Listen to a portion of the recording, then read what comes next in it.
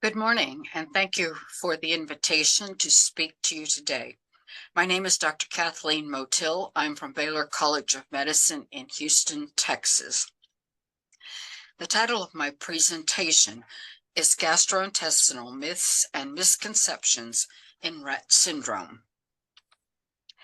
I want to disclose that I'm a consultant for Acadia, the company that sponsored trofinetide. I have no financial relationships with manufacturers of commercial products. I will not discuss the unapproved use of commercial products, and the International Rett Syndrome Foundation has provided funding for my Rett-related research activities.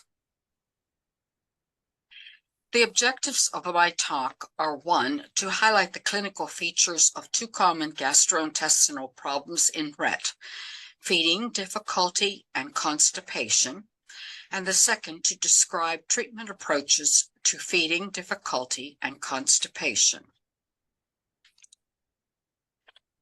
Parents often have misconceptions about feeding problems and bowel habits in their children with Rett. My daughter has a great appetite. She eats all the time, but she doesn't gain weight. My daughter won't go to the bathroom unless I give her something to make her go. I don't want her to become addicted. These are often two common concerns that I hear about the girls with Rett syndrome. It's important to know that gastrointestinal symptoms complicate the clinical course and quality of life of individuals with Rett throughout the Rett lifespan. Gastrointestinal problems pose substantial medical burdens for the caregivers of individuals with Rett, and the gastrointestinal manifestations may be more debilitating than the underlying neurological features of Rett. Parents often say, "My daughter has a good appetite. She eats a lot." However, girls with Rett syndrome have feeding difficulty. Girls with Rett have a prolonged feeding time, taking approximately 30 to 60 minutes to finish a meal. They have decreased oral efficiency due to chewing and swallowing dysfunction. Oral dysfunction leads to decreased dietary and energy and nutrient intakes. And decreased dietary intake leads to poor weight gain. We can evaluate feeding difficulty by a visual feeding study. We ask about coughing or choking when drinking fluids or eating food, and we ask about increased drooling, both of which indicate difficulty swallowing. We can evaluate feeding difficulty with a swallow function study, which is a radiographic study shown here in this slide. We will evaluate poor jaw movement, poor tongue lateralization, poor food propulsion, pulling of fluids or food in the throat, delayed initiation of the swallow reflex, or laryngeal penetration and tracheal aspiration of fluids and food. Therapy to improve oral feeding skills is limited.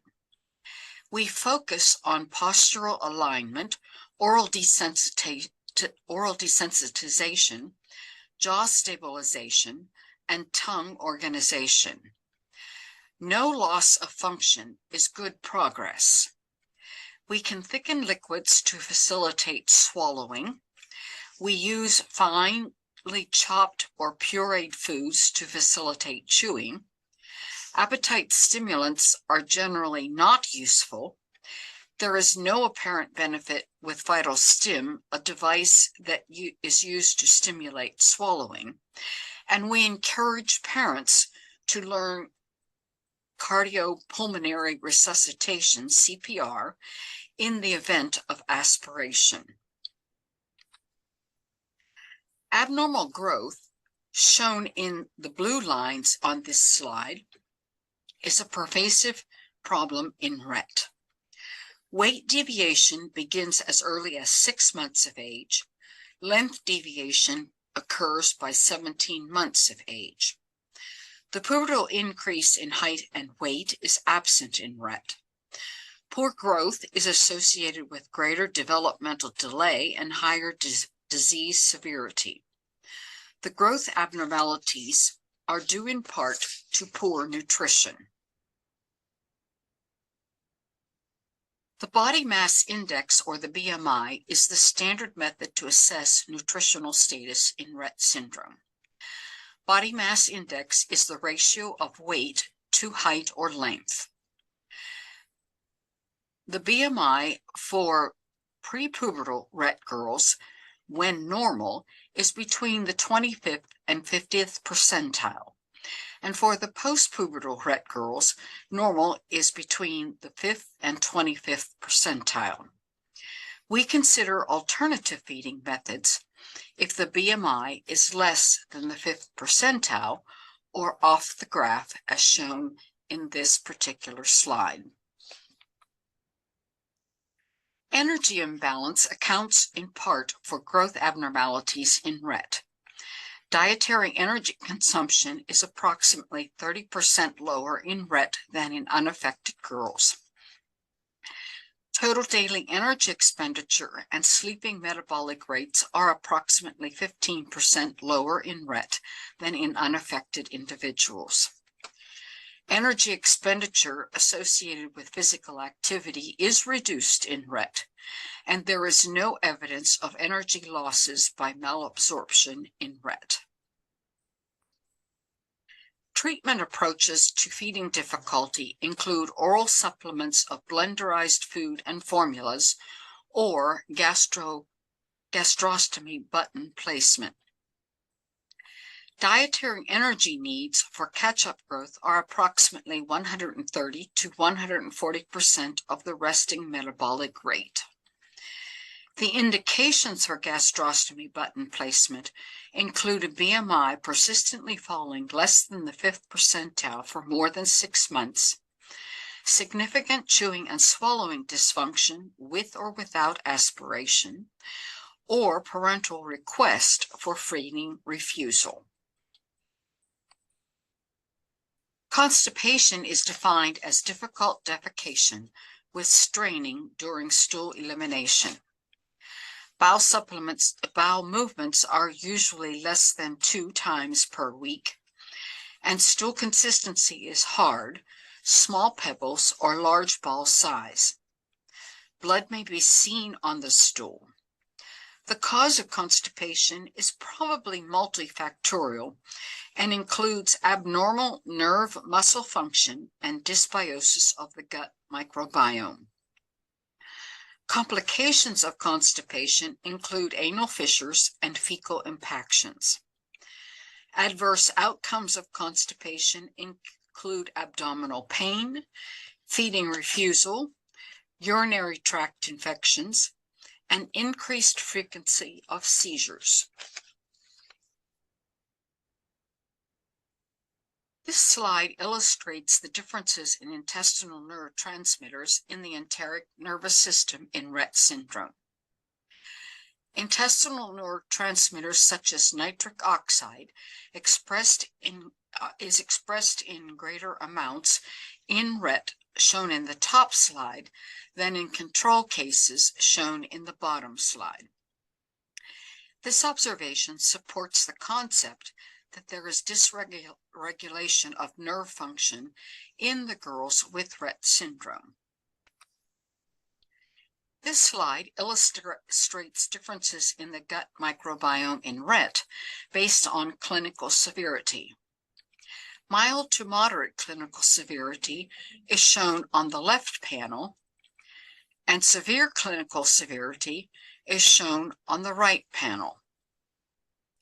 The relative abundance of bifidobacterium, a type of bacteria, is higher than the relative abundance of Faecobacterium in more severely affected than in less severely affected girls.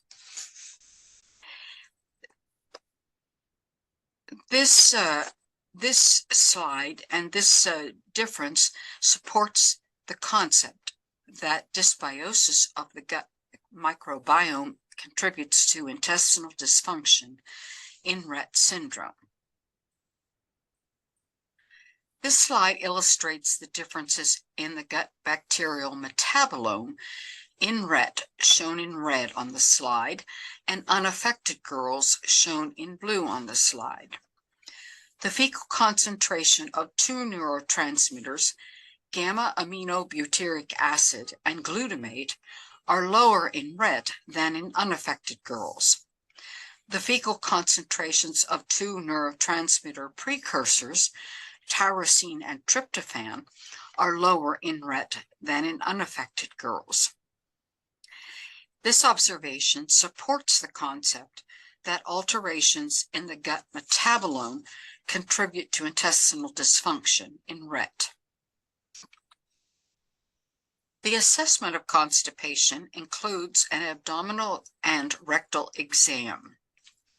We may obtain an abdominal X-ray to look for large amounts of impacted stool in the rectal vault, shown here in this slide.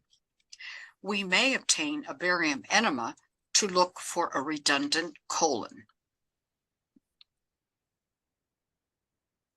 Parents often say, "I want something natural to treat constipation," but natural options usually are not enough in Rett syndrome. Dietary fiber in fruits, vegetables, and cereals may be helpful. Fruits that contain sorbitol, such as prunes or pears, may also be helpful. Prebiotics, such as psyllium or flaxseed, may be helpful. Probiotics that contain Lactobacillus rhamnosus, Lactobacillus reuteri, or Bifidobacterium may be helpful. But parents need to beware of herbals that contain licorice, because licorice may aggravate the prolonged QTC abnormality in Rett syndrome.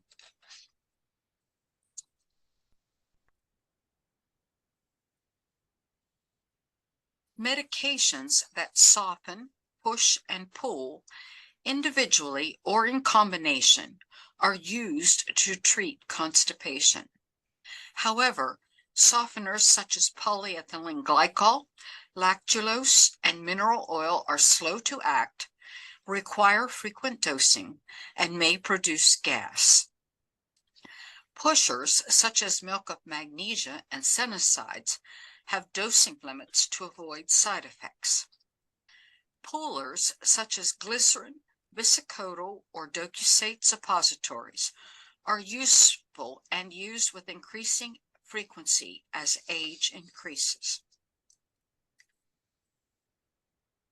The surgical approach to constipation includes cecostomy button placement or colonic resection for colonic redundancy or atony. And finally, physical activity such as walking, standing, or physical therapy should be encouraged. In summary, feeding difficulty and constipation are the two most common gastrointestinal problems in Rett. Despite parental fears and frustrations, treatment strategies for feeding and constipation improve the quality of life of individuals with Rett. Thank you.